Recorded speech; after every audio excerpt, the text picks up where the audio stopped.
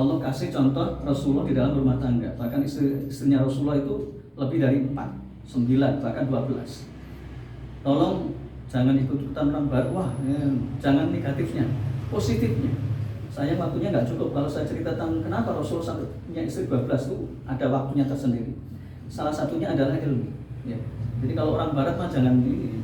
Salah satunya adalah ilmunya di dalam rumah tangga itu Aisyah itu nomor 1. Jadi kalau saya bertanya tentang rumah tangganya Rasul itu Aisyah. Kemudian Rasulullah diajari bagaimana membina istri. Ya mohon maaf aja. Mohon maaf ya. Jadi punya istri 1 aja beratnya luar biasa. Betul Pak Ipung? Pak Ipung istrinya berapa? 1. 1 yang di sini ya? Baru satu Pak. Baru 1.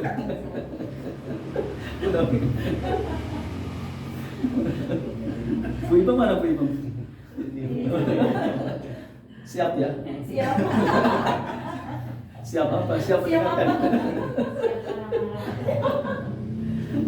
Jadi pokoknya gini loh Bu.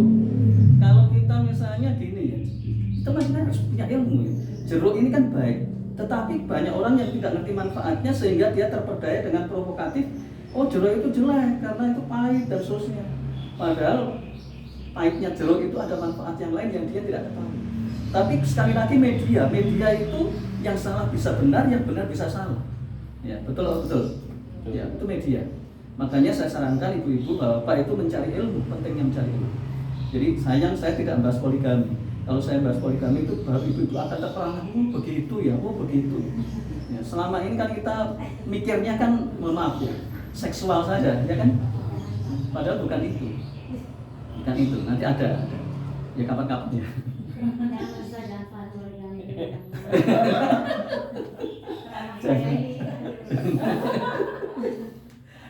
Jangan, maksudnya jangan mengamalkan ya. Tapi lanjutkan ya. Asal tidak ketahuan. Kalau ibu-ibu itu protes wajar karena memang perempuan itu. Jadi wajar. Jadi jangan heran ya. Jadi saya kan atau kita kan sama-sama punya istri ya. Punya istri 1 aja Masya Allah pahalanya maksudnya. Masya Allah pahalanya gitu. Jadi kalau ada istri-istri yang cerewet, memang istri begitu. Kalau tidak cerewet bukan istri namanya. Tapi ya tetap dinasihati. Ya gitu Pak Ipung ya. Nanti Bu Ipung nanti wah di belakang jewer, enggak apa-apa di jewer. Setelah itu yang dan seterusnya. Nanti ada bahasan bagaimana harmonisnya rumah tangga ada, tapi kapan-kapan. Nah singkat kata begini, laqad kana lakum fi Rasulillah uswatun hasanah. Jadi kalau kita pengen dikumpulkan dengan Rasulullah, jadi saudara sekalian, sungguh kita itu beruntung, bersyukur dan mengatakan alhamdulillah berkali-kali. Kenapa? Di samping Allah ngasih kenikmatan dari kita berbagai bentuk kenikmatan tadi makanya saya ulang-ulang alhamdulillah itu salah satunya kita dikasih kenikmatan Islam. Ya. Agama Islam itu agama yang Masya Allah ya. Agama yang pertama sesuai dengan logika manusia. Ya. Yang kedua sesuai dengan fitrah manusia. Itu agama Islam. Yang ketiga menenteramkan hati. Insya Allah ibu-ibu, bapak kalau bertanya dengan pertanyaan yang sesulit apapun oleh Islam dijawab, insya Allah saya bisa jawab. Insya Allah. Ya, sesulit apapun nanti memuaskan akal sesuai dengan fitrah manusia dan menenteramkan hati. Contoh ya, ada agama lain yang melarang nikah. Kalau kita menikah, karena menikah itu fitrah manusia. Orang kalau nggak menikah itu gimana Pak itu rasanya kalau nggak menikah? Bungsang. Pak Ipung menikah aja susah. Coba deh Pak Ipung nggak ketemu dengan Bu Ipung, 1 bulan aja gimana? Kalau Bu Ipung kuat menahan, itu perempuan, tapi nggak kuat godaan. Ada rahasia yang kawan-kawan kita cerita ya. Rahasia perempuan itu sudah kita pegang. Ya, ada ilmunya, semua itu pakai ilmu. Nah, jadi memang karakter perempuan dan laki beda ya. Itu sampai ke tingkat ke tingkat jima. Ada rahasia-rahasia yang mohon maaf ya. Islam itu makanya saya bersyukur sekali ya. Kalau dalam agama-agama lain nggak pernah dibahas masalah ini, bahkan dilarang menikah. Kalau dalam Islam menikah itu pahalanya paling besar dibandingkan lain. Saya sempat mempelajari hadis nikah ini itu berpuluh-puluh tahun saya masa seperti itu ya. Sekarang saya ceritakan sedikit saja ya, karena waktunya nggak cukup dan ini saya potong-potong. Kenapa dikatakan menikah itu terbanyak dan mengalahkan haji, mengalahkan umroh, mengalahkan jihad? Kalau haji saja, haji itu paling banter pelaksanaannya sekitar 15 hari. Macam-macamnya sampai 20 hari. Kalau plus kemana-mana itu paling ya itu kan cuma sekali gitu. Pahalanya itu buahnya. Tapi kalau menikah itu mulai dari niat. Saya mau menikah. Makanya saya mau menembak lawan saya, itu sudah pahala, coba bayangkan. Jadi kalau misalnya kita ditolak berkali-kali, itu pahalanya berkali-kali. Saya mau nanya, Pak Ipung ditolak berapa kali? Kalau dulu banyak.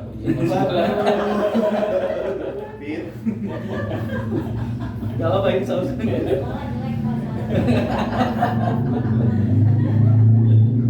Coba ditembak aja begitu. Banyak ya, katanya banyak ya. Sampai ketemu Bu Ipung ya. Ketika ketemu ini gimana rasanya? Wah ini gitu ya. Pak Abdullah berapa kali ditolak? Ditolak berapa kali? 2 kali. Nah, yang kelihatan loh, yang diingat ya.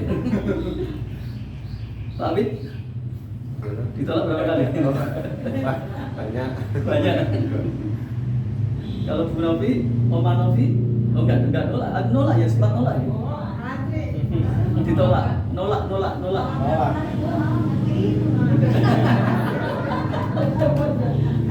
gak kayak itu. Kalau perempuan itu kan menunggu ya, tapi kalau jam jelas kan. Iya.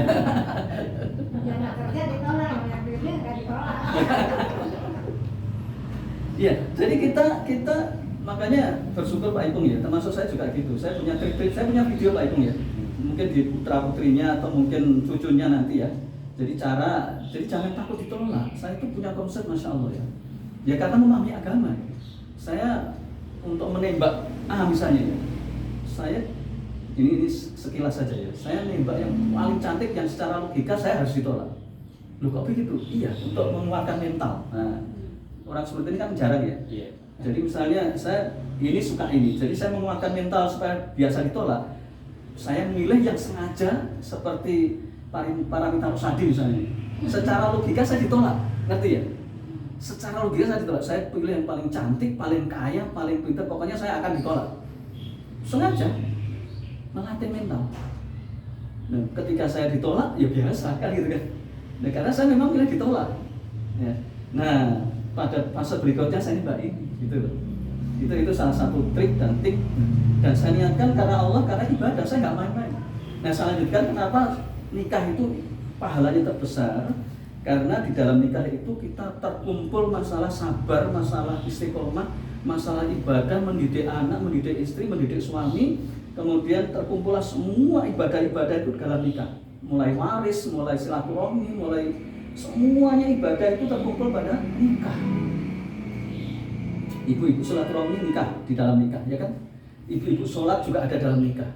Misalnya Bu Ipung lihat suaminya Pak Ipung tuh waktu subuh kok malas-malas. Ya subuh, ya ntar lagi, ya subuh, ntar lagi, ya subuh, ntar lagi kapan? Bu Ipung marah itu dapat pahala Bu, serius. Makanya nanti Pak Ipung dimarahi terus saja ya. Dulu ya Pak Ustaz, dibangunin kosan saya dibangunin. Alhamdulillah. Balik. Berarti ini kesabaran kesabaran. Jadi terkumpul. Jadi ini saya singkat begitu ya, karena memang waktunya nggak cukup. Nah sekarang kenapa kita harus cinta Rasulullah? Maka dalam ayat itu yang pertama dikatakan laqad kana lakum fi Rasulillah uswatun hasanah. Maka kita bersyukur satu-satunya manusia, satu-satunya hamba Allah, nabi dan utusan yang begitu sempurna, baik kisah hidupnya, baik perilakunya, baik tutur katanya, baik diamnya, itu adalah Rasulullah Muhammad Sallallahu Alaihi Wasallam. Bahkan Allah sendiri menyampaikan wa innaka la'ala khuluqin adzim. Dan sesungguhnya engkau Muhammad ini dari Allah ya. Allah mengatakan wa innaka la'ala khuluqin adzim. Ya Rasulullah, engkau Muhammad, engkau memiliki akhlak yang paling tinggi, paling agung. Itu Allah, pujian dari Allah, ya. Makanya pujian manusia itu enggak ada apa-apanya. Allah sendiri memujinya. Innallaha malaikatihi yusholluna 'alan nabi ya ayyuhalladzina amanu shollu 'alaihi wasallam. Sesungguhnya Allah dan malaikatnya itu bersolawat kepada Nabi, mendoakan kepada Nabi. Dan Nabi pun mendoakan kepada umatnya. maka kalian orang-orang beriman sholawatlah kepada Nabi dan seterusnya. Nah, makanya ketika kita cinta Rasulullah itu bagian daripada cinta kita kepada Allah. Jadi Allah Rasulnya itu nggak boleh dipisah-pisahkan. Ya. Dan tadi saya katakan beruntunglah karena kisah manusia yang terlengkap mulai dari sebelum lahirnya sampai meninggalnya sampai didikannya itu Rasulullah. Ayo coba sebutkan orang yang kisah hidupnya atau biografinya yang super lengkap. Ayo sebutkan selain Rasulullah. Saya menantang ke ibu-ibu dan jamaah semua dan termasuk nanti diupload di YouTube ya. Karena ini serius ini. Nggak ada. Kalau misalnya kita mengetahui, coba tokoh yang kita kenal selama ini selain Rasulullah, misalnya siapa? Pak Abdullah yang pernah kita diajarkan tokoh dunia. Tokoh dunia. Gandhi, Mahatma Gandhi. Iya. Oke. Kalau kita membaca tokoh Muhammad Gandhi terus siapa lagi? Selain itu? Nelson Mandela. Hamka. Terus siapa lagi? Soekarno. Terus Syahrir. Habibie. Terus.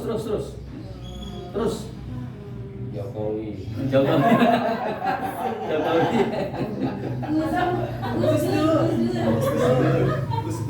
Gus Dur, boleh Gus Dur. Siapa lagi yang Anies, boleh. Baik, yang disebutkan tadi mulai dari Nelson Mandela, Muhammad Gandhi, terus kemudian Gus Dur, mulai dari Anies Baswedan, itu termasuk internasional ya. Maka semua itu tokoh-tokoh tadi itu hanya cuplikan-cuplikan di hidupnya, nggak pernah detail dan tidak ada istimewanya. Toh kalau ada istimewanya itu sebagian, ya. Sebagian ada istimewanya, ada sebagian yang tidak, mungkin banyak tidaknya atau sebagian istimewa. Nah, kalau Rasulullah, dan ini memang tidak bisa dibandingkan, cuma saya ingin menegaskan Rasulullah dari sebelumnya, kemudian setelahnya, dan masa hidupnya, dan setelahnya, didikannya, pencapaian hasil dari Rasulullah itu diabadikan dalam catatan sejarah. Dan orang tidak bisa menipu. Orang tidak bisa menipu, memalsukan, tidak bisa, karena Allah menjaga. Jadi sekarang tugasnya ibu dan bapak sekalian itu membaca kisah Rasulullah ya.